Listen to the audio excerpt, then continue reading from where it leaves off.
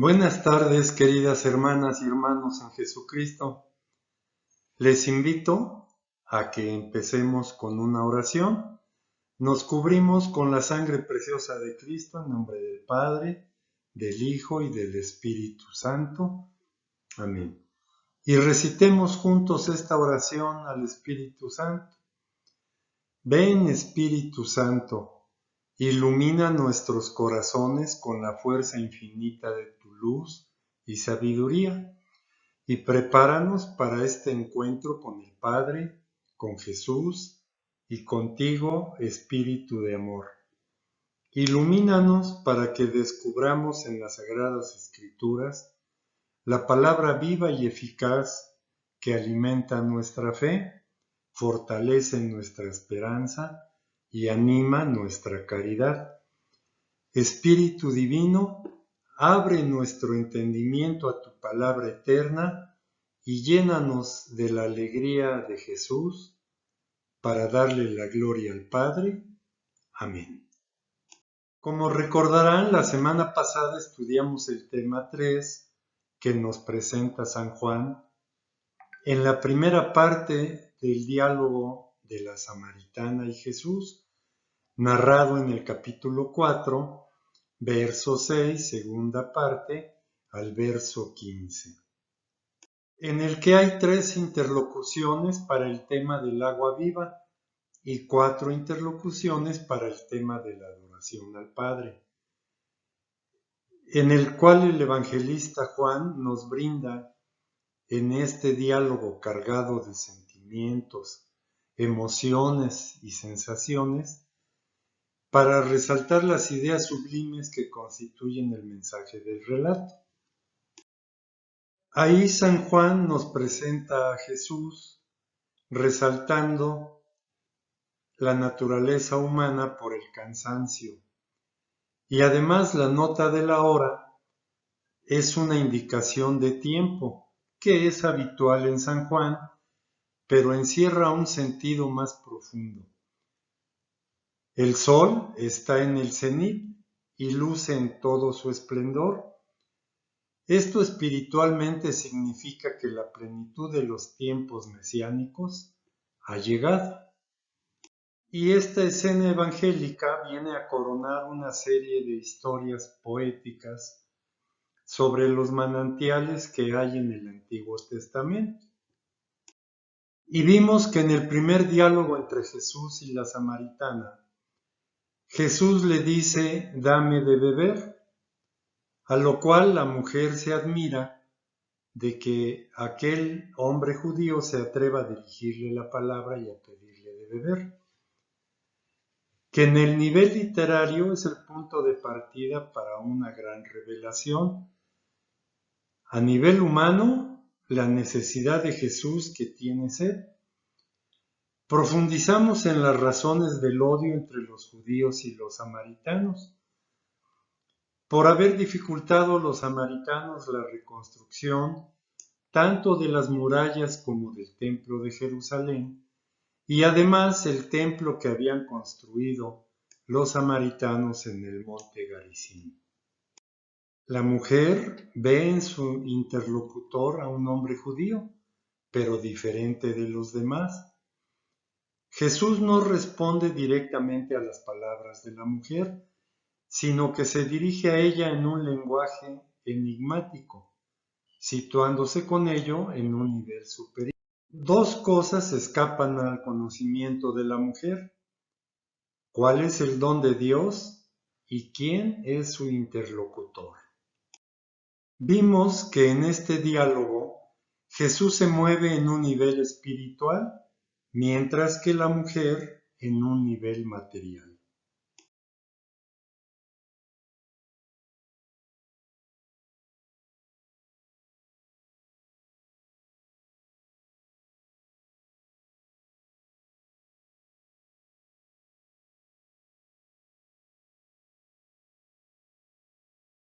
Que la samaritana utiliza el título respetuoso de Señor, que el agua viva debe de ser de origen misterioso, que el cuestionamiento con ironía que le hace la samaritana a Jesús provoca una respuesta con mayor profundidad. Que en esta tercera interlocución Jesús se mantiene en su nivel de altura y prosigue la revelación paso a paso. Si el agua que promete Jesús era misteriosa por su origen, también lo es por su naturaleza. El agua natural, así sea de fuente, apaga la sed por un tiempo. En cambio, el agua que promete Jesús dar en un futuro, quitará la sed para siempre. Más aún, se convertirá en quien la bebiere en una fuente brotante de vida eterna. Que con la respuesta que le da la samaritana, Jesús ha alcanzado uno de sus intentos, pero permanece aún en las realidades materiales. Ella comprende que Jesús le ofrece un agua especial, pero ordenada a apagar la sed natural. No sospecha otros dones de diferente orden y calidad.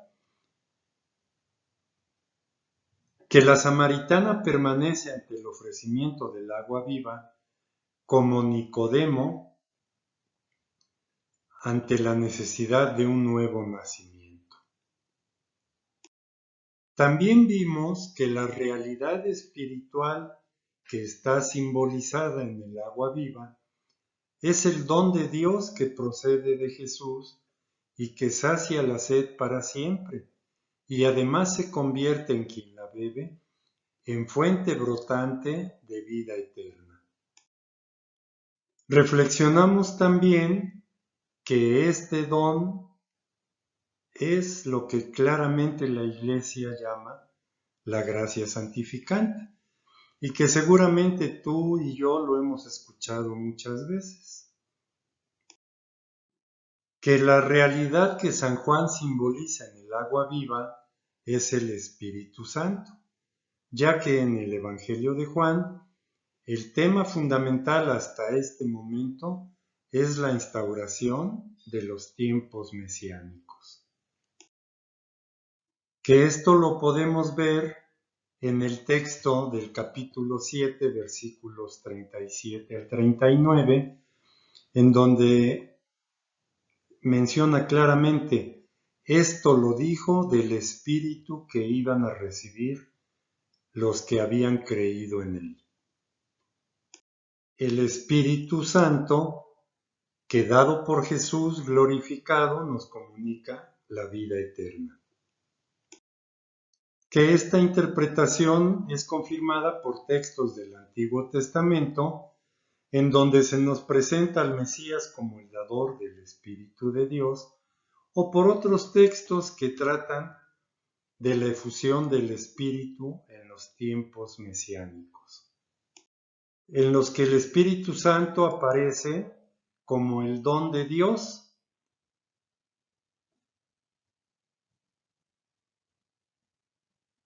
y que el Apocalipsis identifica el agua con el Espíritu. También reflexionamos que la escena del agua viva, símbolo del Espíritu, fácilmente nos recuerda el sacramento del bautismo, por lo que no sería difícil que este diálogo encerrara también, aunque de una manera secundaria, un motivo bautismal, sobre todo después de la entrevista que Jesús tuvo con Nicodemo.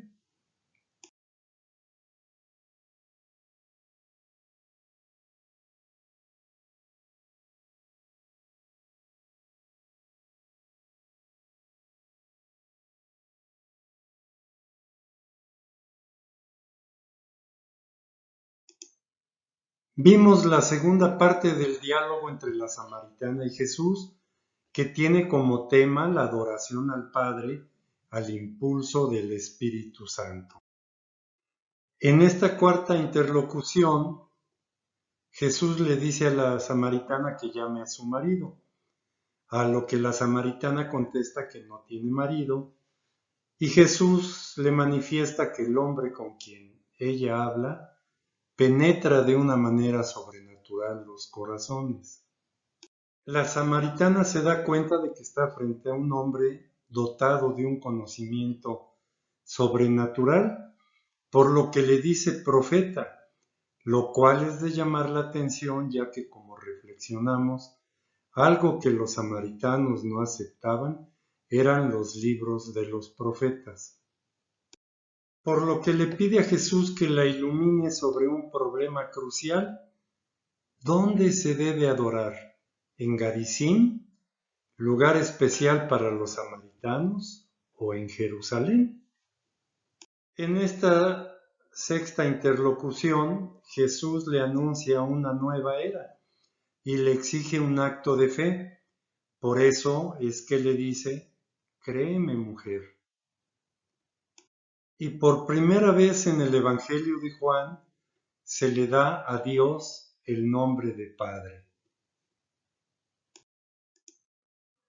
Y Jesús agrega que ya que los judíos tienen la revelación verdadera, nosotros adoramos lo que sabemos, y agrega que la salvación viene de los judíos, ya que la salvación perfecta, que es Jesús, viene del pueblo judío.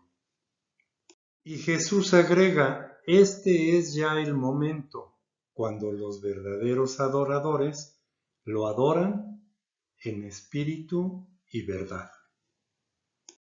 Que la expresión adorar en espíritu para San Juan es una expresión que nos dice algo más profundo: que el espíritu será el principio de un culto nuevo, el culto de los tiempos mesiánicos.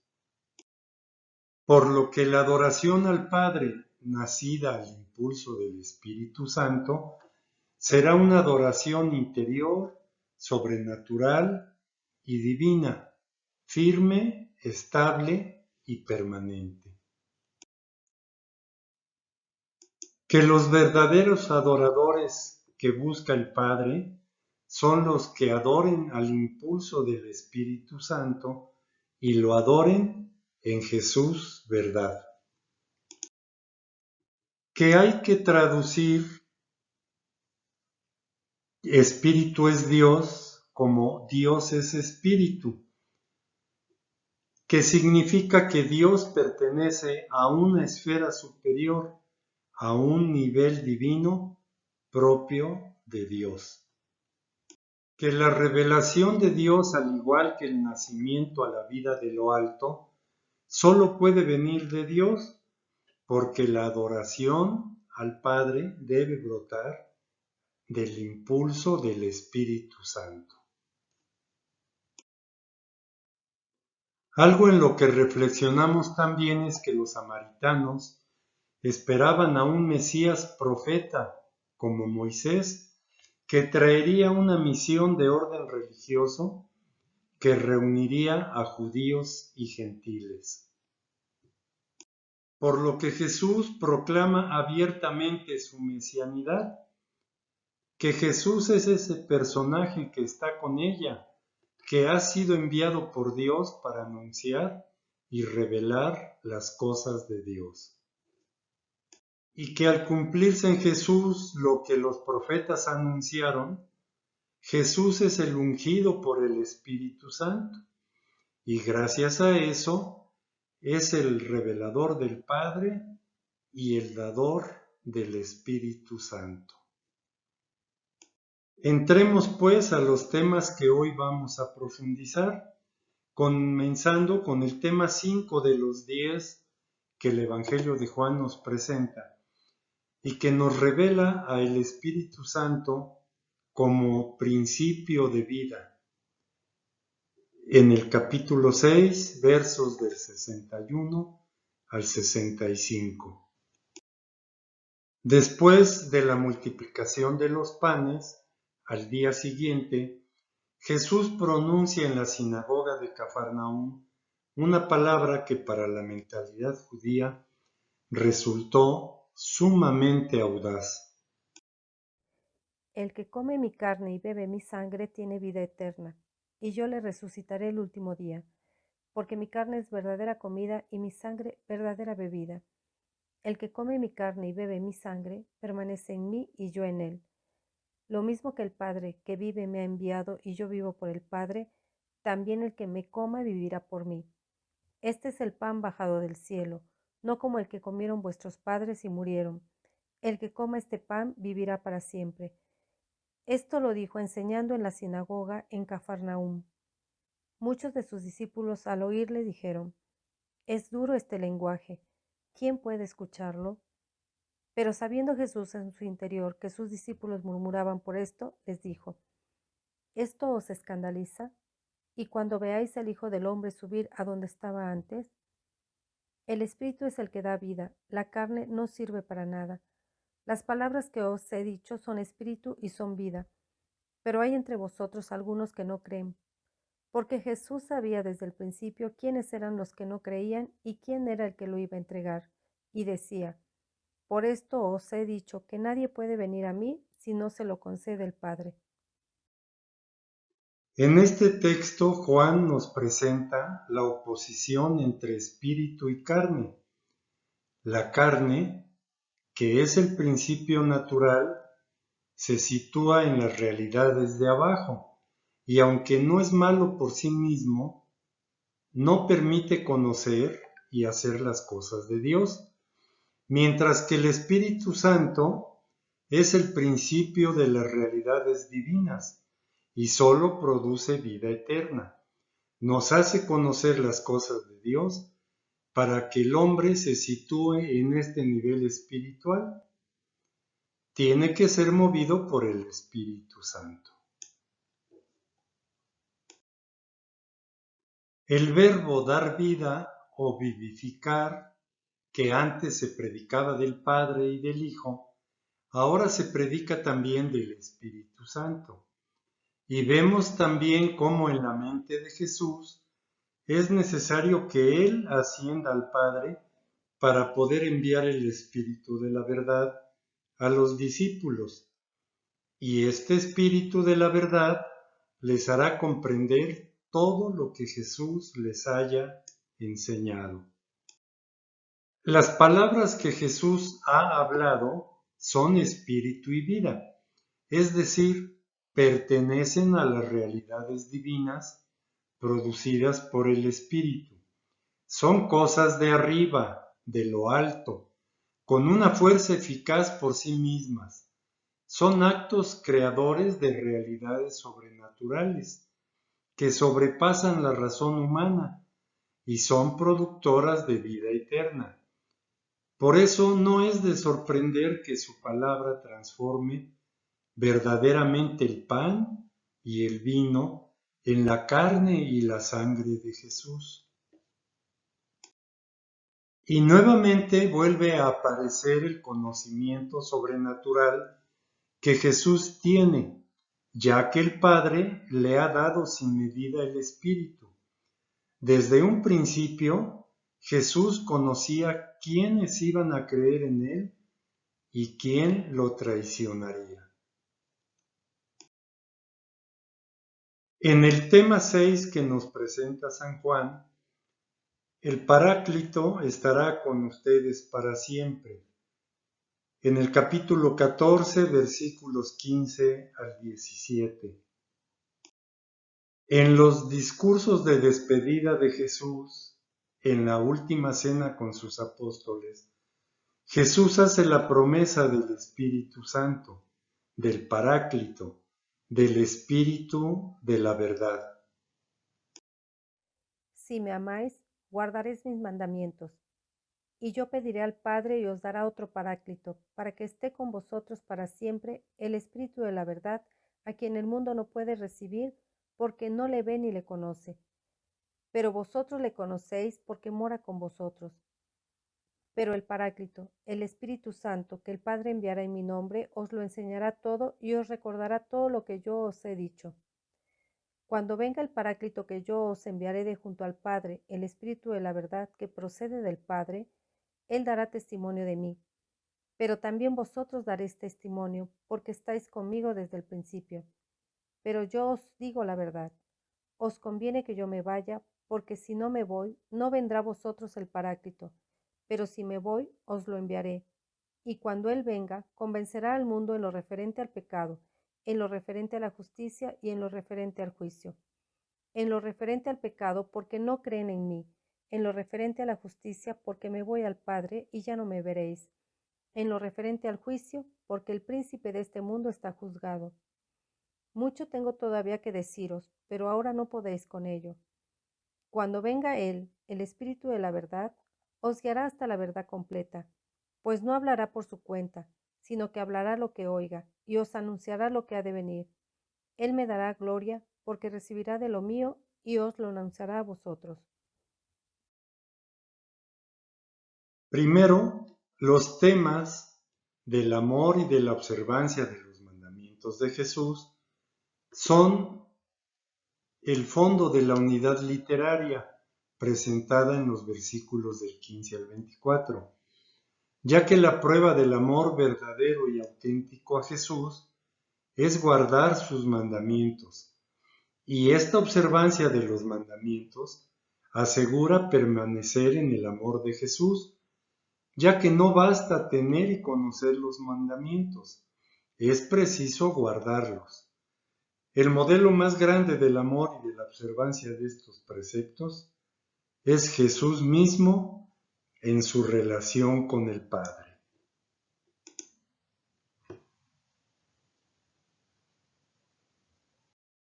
Ya que el origen de los mandamientos de Jesús es el Padre que envió a Jesús, por lo que los mandamientos, las palabras o palabra de Jesús, son mandamientos, palabras o palabra del Padre. De ahí que quien observe los mandamientos será también objeto del amor del Padre. Y en segunda, si el amor auténtico de parte del discípulo exige la observancia de los mandamientos de Jesús, esta buena conducta del discípulo hará que de parte de Jesús surja una plegaria al Padre para que envíe el Paráclito como don y regalo, por lo que el don del Paráclito será fruto del amor obediente del discípulo.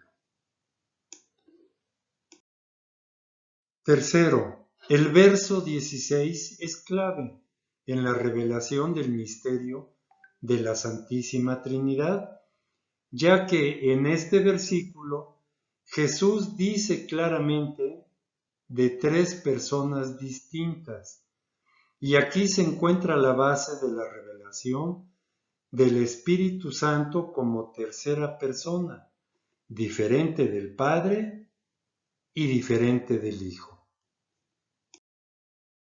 Cuarto, veamos el significado del término Paráclito que Juan utiliza para referirse al Espíritu Santo, y que si menciona otro, supone un primer Paráclito.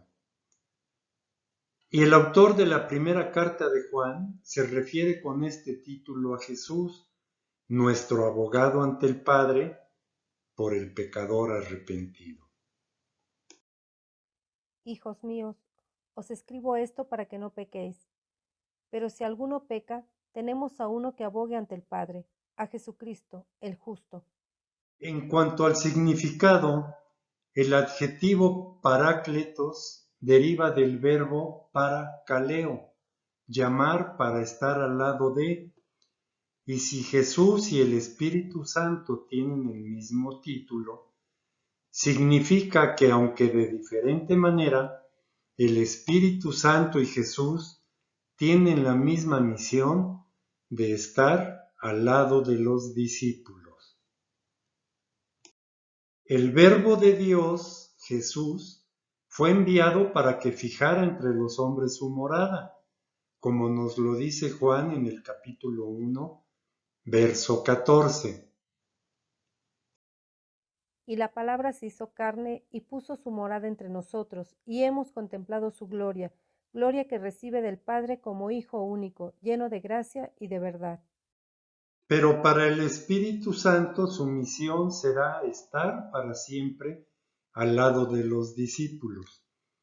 Por la condición humana de Jesús, al morir, desapareció sensiblemente. Pero el Espíritu Santo, no teniendo un cuerpo, no estará sujeto a las leyes de la muerte, y por eso podrá permanecer para siempre viviendo en el interior de los discípulos. Aunque la teología de Mateo nos presenta otro aspecto del misterio de Jesús. Y he aquí que yo estoy con vosotros todos los días hasta el fin del mundo. ¿Qué misión tendrán en común los dos paráclitos? El Espíritu de la verdad, a quien el mundo no puede recibir porque no le ve ni le conoce. Pero vosotros le conocéis porque mora con vosotros. 4 conceptos importantes que dice Jesús.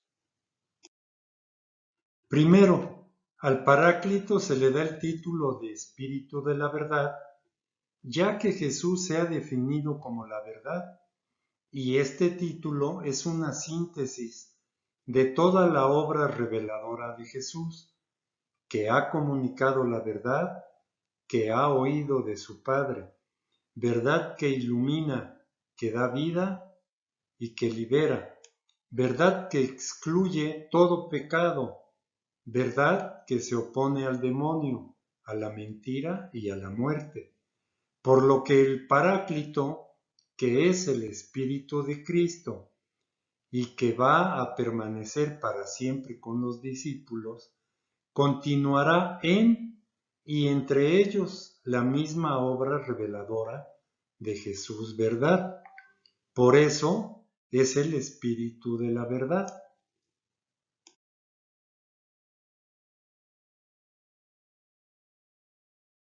Segundo, así como el mundo no recibió, ni conoció, ni vio a Jesús como enviado del Padre, sino que lo rechazó, así tampoco podrá el mundo recibir, conocer o ver al Espíritu. Tercero, sus discípulos, puesto que recibieron y conocieron a Jesús, podrán también recibir y conocer al Espíritu Santo.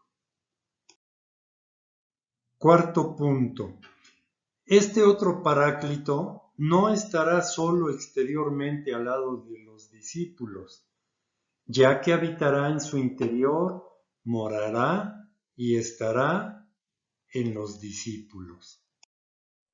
Y si el Espíritu de aquel que resucitó a Jesús de entre los muertos habita en vosotros, aquel que resucitó a Cristo de entre los muertos dará también la vida a vuestros cuerpos mortales por su Espíritu que habita en vosotros. Conserva el buen depósito mediante el Espíritu Santo que habita en nosotros. Resumiendo, el otro Paráclito es el Espíritu de la verdad, que es un regalo del Padre por los ruegos de Jesús y que va a permanecer para siempre morando en los discípulos y llevará a cabo la misma obra reveladora de Jesús verdad. Y en cuanto a que Jesús hable en tiempo futuro y tiempo presente, es porque se complementan y no se contraponen. Ya que el Padre dará, es porque espera la glorificación de Jesús, y el presente demora y está, suponen una escatología ya realizada. Debemos de tomar en cuenta que Juan escribe su Evangelio entre el año 95 y 100 después de Cristo, cuando tanto la glorificación de Jesús y la donación del Espíritu ya se han realizado. El siguiente tema, el Paráclito enseña y recuerda, que aparece en el capítulo 14, versos del versículo 26, en el que Juan continúa con el tema del amor y la observancia de las palabras.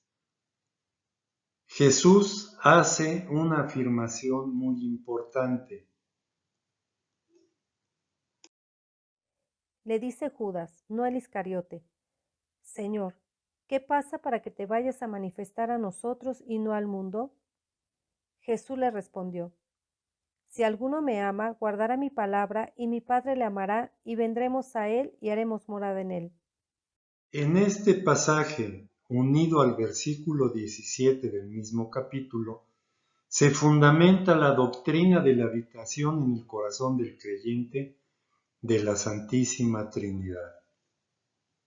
Y Jesús agrega: Os he dicho estas cosas estando entre vosotros, pero el Paráclito, el Espíritu Santo, que el Padre enviará en mi nombre, os lo enseñará todo y os recordará todo lo que yo os he dicho. Si pusimos atención aquí, el Espíritu recibe el tercer título, el Espíritu Santo. En el Antiguo Testamento, un atributo divino es la santidad, por lo que Yahvé es la santidad perfecta, 3 veces santo, y decir el Santo de Israel es la definición propia de Yahvé. En Juan, el adjetivo santo está 6 veces y se dice solo de Jesús, el Santo de Dios, y se dice del Padre Santo, y particularmente al aplicarlo al Espíritu, se le sitúa en la esfera divina.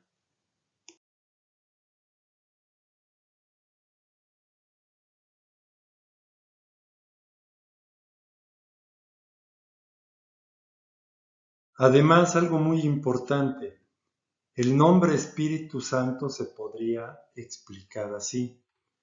Si el Espíritu de la verdad comunica y enseña verdad, el Espíritu Santo produce y comunica santidad. El Espíritu Santo es principio de santidad. El Espíritu Santo hace santos y produce santos. Segundo, Jesús agrega que enviará el Padre en mi nombre. Tiene un contenido muy grande. Jesús tiene que partir y dejar a sus discípulos. En el nombre y en lugar de Jesús, el Padre les enviará al Paráclito. Esta expresión en nombre de expresa gran intimidad y unión, lo que supone que entre Jesús y el Espíritu existe una profunda identificación y unión estrecha, como la hay entre Jesús y el Padre. Ese Paráclito va a desempeñar como maestro la misión de enseñar y recordar, ya que primero enseñará a los discípulos todo cuanto el Padre quiere que sepan de su plan salvífico. El Espíritu Santo ocupa el lugar de Jesús para seguir comunicando a la comunidad las enseñanzas futuras de Jesús y los conocimientos que sean necesarios posteriormente. Y segundo, les recordará todo cuanto Jesús dijo, ya que recordar no es tan solo traer a la memoria lo que Jesús ha dicho, sino descubrir el sentido profundo de las obras y palabras de Jesús. Podemos ejemplificar que al escribir Juan su Evangelio, se refleja el beneficio de la luz que el Espíritu Santo, por lo que Juan contempla las obras de Jesús como signos de realidades espirituales. El Espíritu de la verdad, el Espíritu Santo, ha sido dado a los discípulos por el Padre a petición de Jesús para que esté al lado de los discípulos para siempre. Y esta misión del Espíritu continuará en la comunidad cristiana a través de los siglos. La misión del Espíritu será siempre una misión de verdad, de enseñanza y de profundización doctrinal, fundada en las palabras y las obras de Jesús, y que la acción reveladora del Espíritu hará extraer el sentido profundo de los signos para iluminar cualquier época de la historia. En el tema siguiente, Juan nos dice que el Paráclito dará testimonio de Jesús. Nos presenta en el segundo discurso de despedida el tema de la enemistad del mundo que odia a Jesús, al Padre y a los discípulos. Si el mundo os odia, sabed que a mí me ha odiado antes que a vosotros. Si fuerais del mundo, el mundo amaría lo suyo, pero como no sois del mundo, porque yo al elegiros os he sacado del mundo, por eso os odia el mundo. Acordaos de la palabra que os he dicho. El siervo no es más que su señor. Si a mí me han perseguido, también os perseguirán a vosotros. Si han guardado mi palabra, también la vuestra guardarán. Pero todo esto os lo harán por causa de mi nombre, porque no conocen al que me ha enviado. Si yo no hubiera venido y no les hubiera hablado, no tendrían pecado, pero ahora no tienen excusa de su pecado. El que me odia, odia también a mi Padre. Si no hubiera hecho entre ellos obras que no ha hecho ningún otro, no tendrían pecado. Pero ahora las han visto y nos odian a mí y a mi Padre. Pero es para que se cumpla lo que está escrito en su ley. Me han odiado sin motivo. Por lo que en medio de esta hostilidad y de oposición terrible, el Espíritu Santo será quien dé testimonio de Jesús. Cuando venga el Paráclito que yo os enviaré de junto al Padre, el Espíritu de la verdad que procede del Padre, Él dará testimonio de mí. Pero también vosotros daréis testimonio, porque estáis conmigo desde el principio. Además, este texto nos da un dato más sobre el Paráclito. Vendrá, por eso es por lo que tradicionalmente la Iglesia ha invocado así al Espíritu Santo. Ven, Espíritu Santo. Segundo, ciertamente el Espíritu Santo vendrá, pero el texto nos dice algo más, que el Espíritu será enviado, además de por el Padre, por Jesús, que yo os enviaré. Tercero, la afirmación que procede del Padre ha servido para la teología para escrutar de dónde procede el Espíritu Santo dentro del misterio de Dios, por lo que esta teología ha querido ver en el verbo procede que la emanación o procesión eterna es del Padre.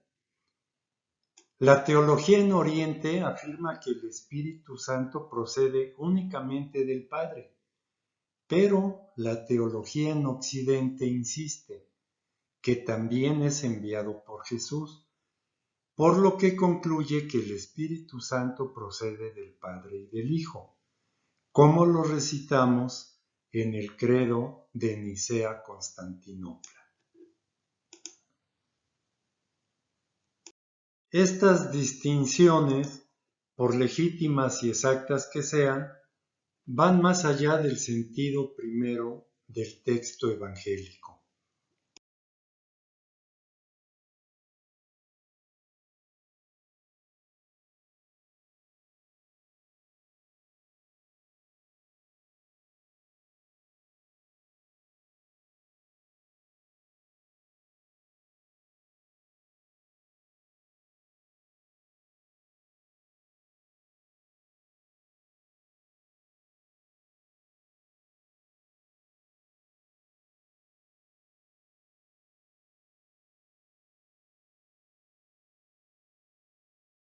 Y aquí me gustaría que hiciéramos un paréntesis para hablar de los diversos sentidos de la Sagrada Escritura. aunque no es un curso en sí de Biblia, sino de teología bíblica del Espíritu Santo, sí me parece importante que veamos estos aspectos de los diversos sentidos de la Biblia.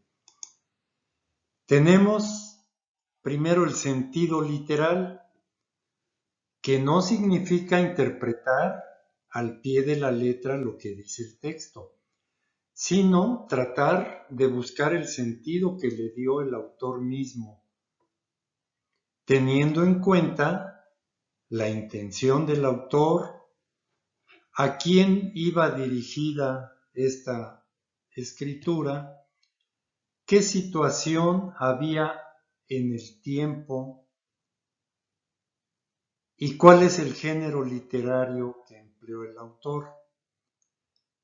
Este sentido literal requiere del uso de la crítica en dos vertientes, la crítica literaria y la crítica histórica.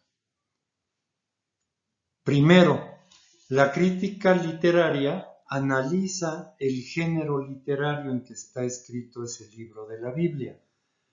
Y segundo, la crítica histórica descubre la historia literaria del libro o pasaje bíblico, ubicando la época y la cultura en que se escribió y así conocer la intención teológica del autor humano. Y el otro sentido, el sentido espiritual, que supera el conocimiento que tenía el autor humano, aunque este sentido espiritual se apoya en los escritos, se desprende no tanto de las palabras que escribió el autor humano, sino de las realidades que se ocultan bajo esas palabras. Y este sentido espiritual se divide a su vez en sentido pleno y en sentido típico. El sentido pleno significa ver ese texto a la luz de la totalidad de la escritura, a la luz de la tradición y echando mano también de la analogía de la fe. Por lo tanto, es un sentido más profundo que el sentido literal, ya que primero se realiza a la luz de la totalidad de la escritura. Significa que ese texto hay que analizarlo, hay que entenderlo en conexión con otros textos de la Sagrada Escritura que lo explicitan o lo profundizan. Y segundo, a la luz de la tradición significa que no se puede tomar y analizar un texto sin tomar en cuenta la interpretación que la tradición viva de la Iglesia le ha dado, que viene analizando esos textos desde los orígenes de la Iglesia. Esta tradición viva está reflejada sobre todo en la doctrina de los santos padres de Oriente y Occidente y en la liturgia de la Iglesia. Y tercero, la analogía de la fe significa la conexión que tienen las verdades de la fe entre sí.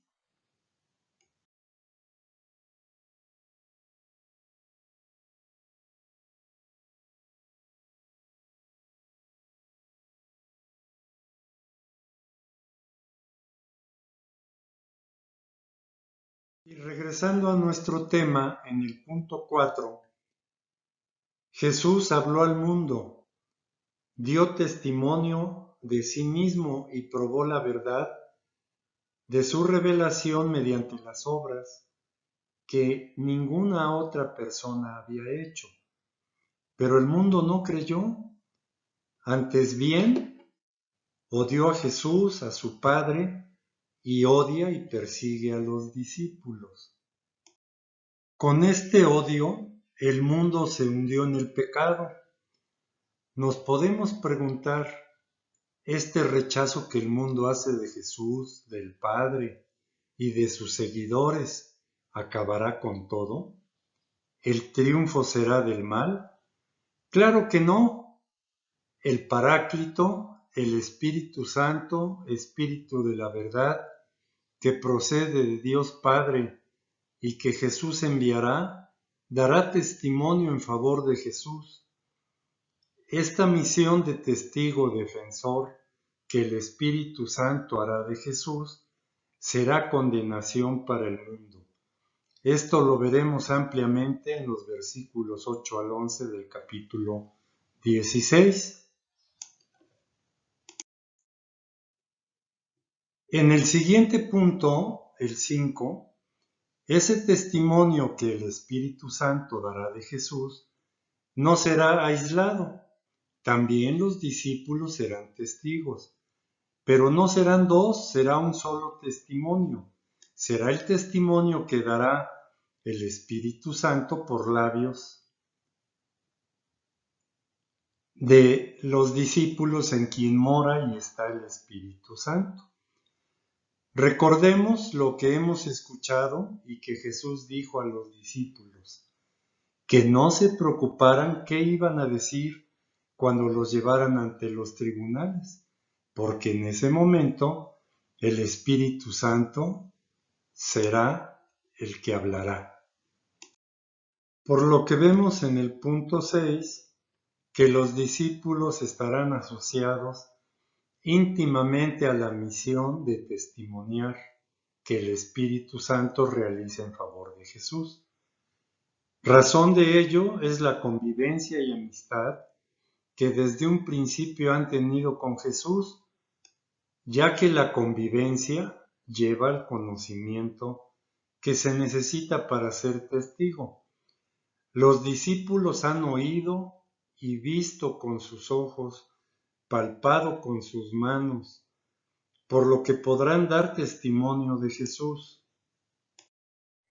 Pues la vida se manifestó, y nosotros la hemos visto y damos testimonio, y os anunciamos la vida eterna, que estaba vuelta hacia el Padre y que se nos manifestó. Y lo mismo podemos decir del Espíritu Santo. Si testifica a favor de Jesús, es porque lo conoce desde toda la eternidad. Jesús le respondió, en verdad os digo, antes de que Abraham existiera, yo soy. Y podemos decir que este texto sigue siendo actual, ya que para la evangelización en el mundo actual, el Espíritu Santo es el principio y el que mueve toda la evangelización, que necesita personas que proclamen a tiempo y a destiempo la verdad sobre Jesucristo el Señor.